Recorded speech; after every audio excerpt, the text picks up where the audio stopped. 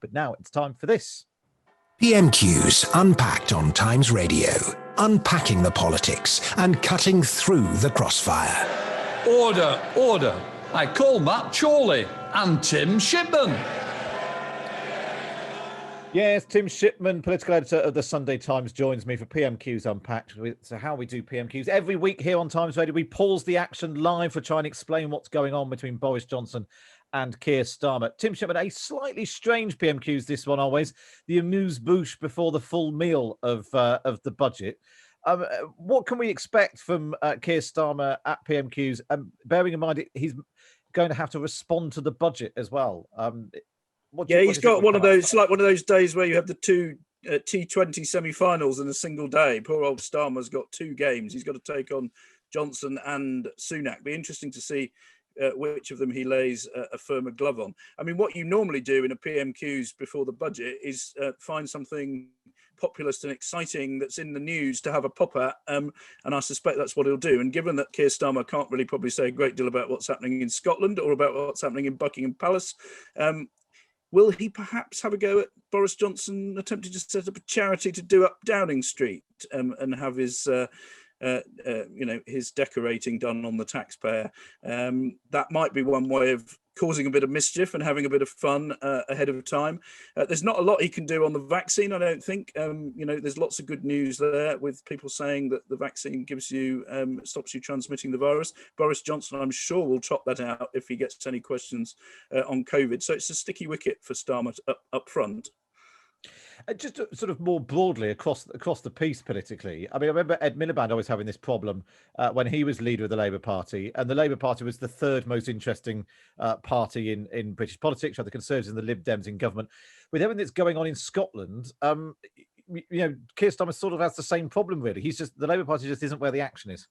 No, exactly. Boris Johnson's delighted that the Conservative Party is finally not the most interesting party tearing itself apart in British politics. And in a sense, Labour isn't doing that either, but they're certainly doing a bit of soul searching about how they become more interesting. And it'd be interesting to see whether Starmer grabs at a sort of populist olive branch passing by and does something with it, or whether he confines himself to something more statesmanlike today.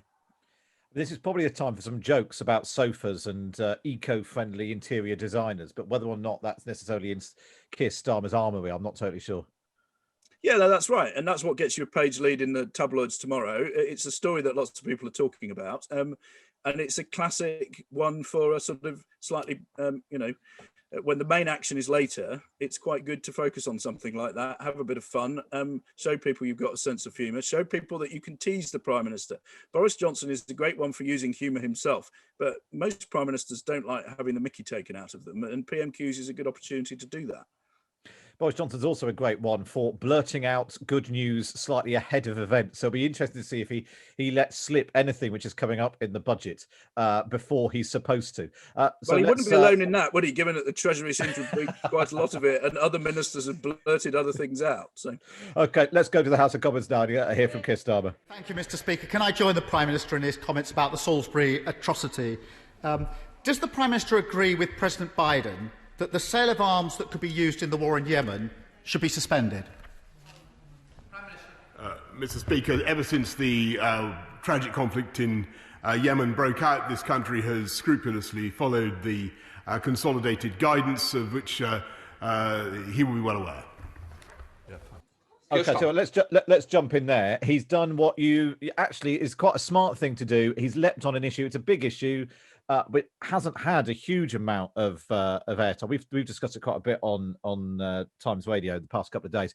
The broad issue of Yemen. He's focusing particularly on arms exports, but I suspect he's going to come on, Tim, to the fact that the government's cut the amount of aid it's going to give to Yemen from over £200 million to something like £80 million. Yeah, and the other issue that's become a big one is that Britain's been sending a lot of stuff to Saudi Arabia, who've been intervening there. The Biden administration have taken a view that they want to cut off some of that military aid, and that's going to put Boris Johnson in an awkward position. But if you were looking for something as far away from Downing Street decorations as possible, the war in Yemen is probably it. I'm not sure if that means we don't know what we're talking about or Keir Starmer should listen to us, but let's go back and see how Keir Starmer unpacks this. Keir Starmer. Speaker, the trouble is that whilst President Biden has suspended arms sales that could be used in Yemen, the UK hasn't. In fact, we sold £1.4 billion of arms to Saudi Arabia in 3 months last year, including bombs and missiles that could be used in Yemen. Given everything we know about the appalling humanitarian cost of this war, with innocent civilians caught between the Saudi coalition and the Houthi rebels, why does the Prime Minister think it's right to be selling these weapons? Mr. Speaker, the UK is part of an international coalition following the UN resolutions, which he will know well, which are very clear that the legitimate government of Yemen was removed illegally.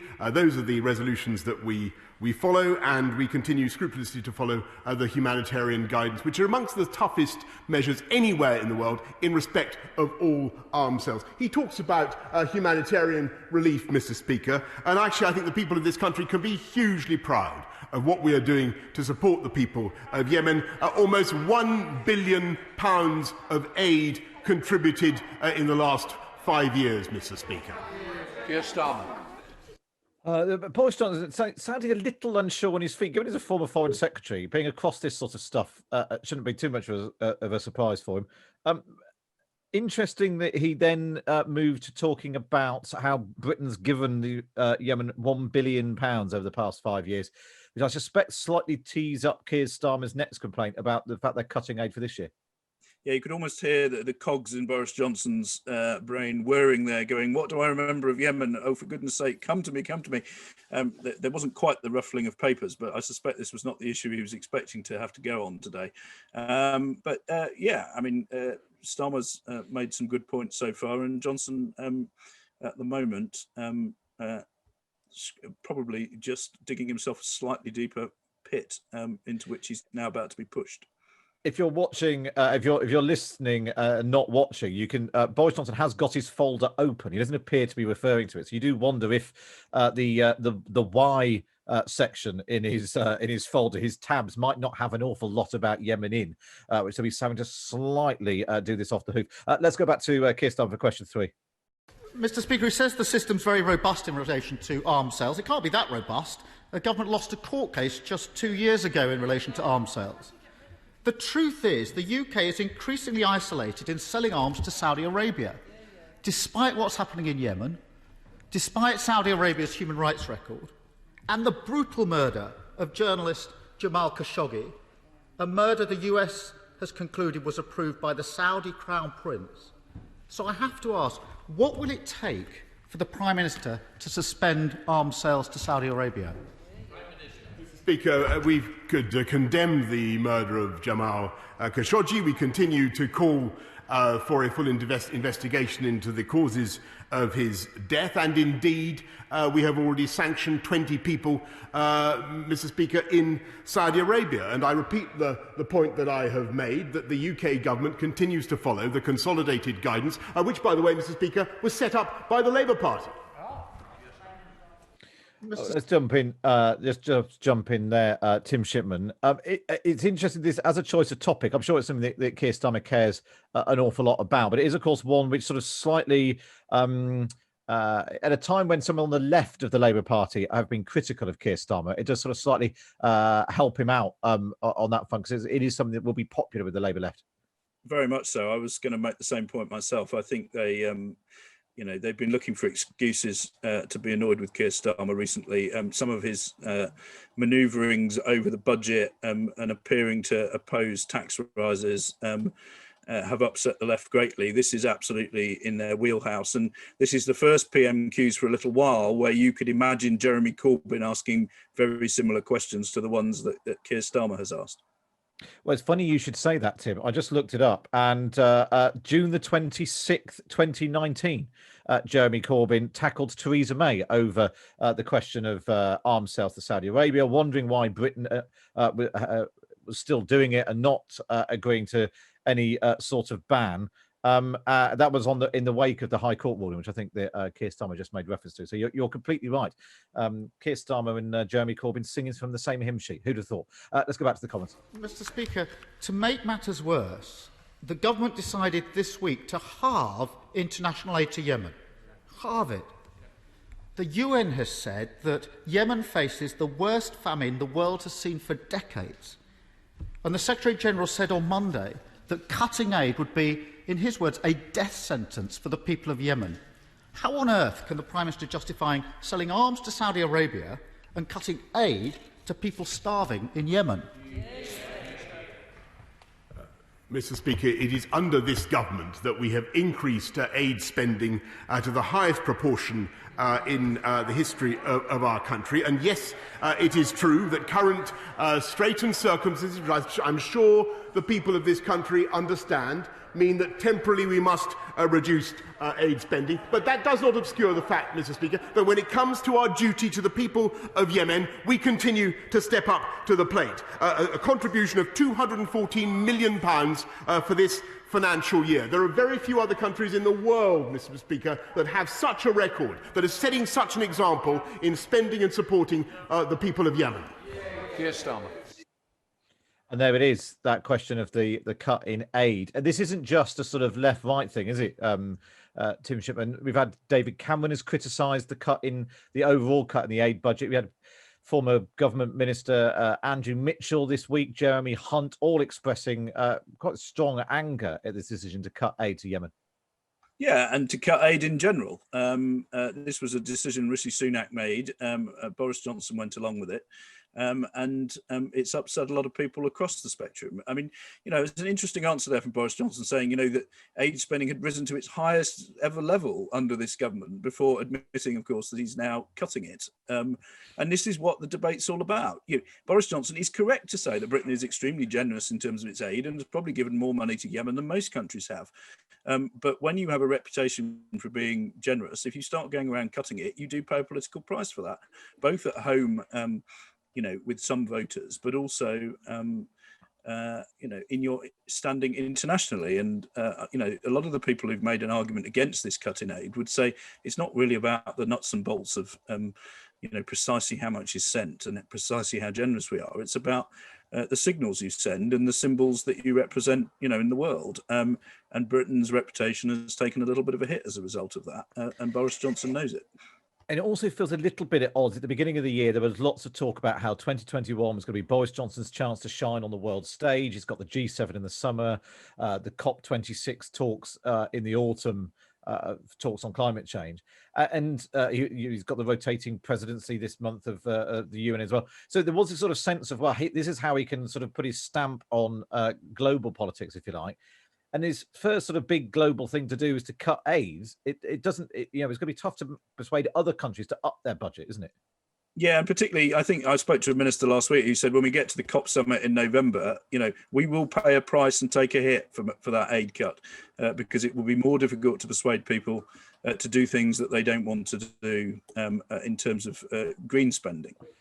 That's interesting. Well, let's go back to the House of Commons.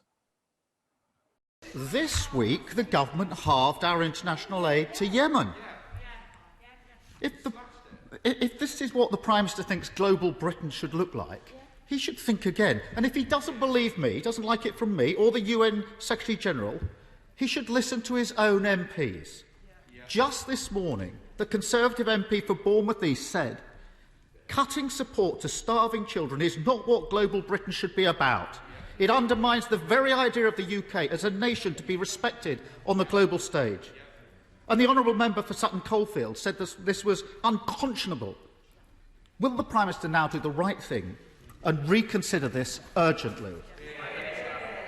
Mr. Speaker, I repeat, we've given £1 billion since the conflict began. We're in support of UN resolutions. This year, we're contributing another £214 million to support the people of Yemen. There are very few other countries in the world, Mr. Speaker, that have that kind of record. I think in these tough, straitened circumstances, bearing in mind the immense cost of the COVID epidemic that has affected our country, I think the people of this country should be very, very proud of what we are doing.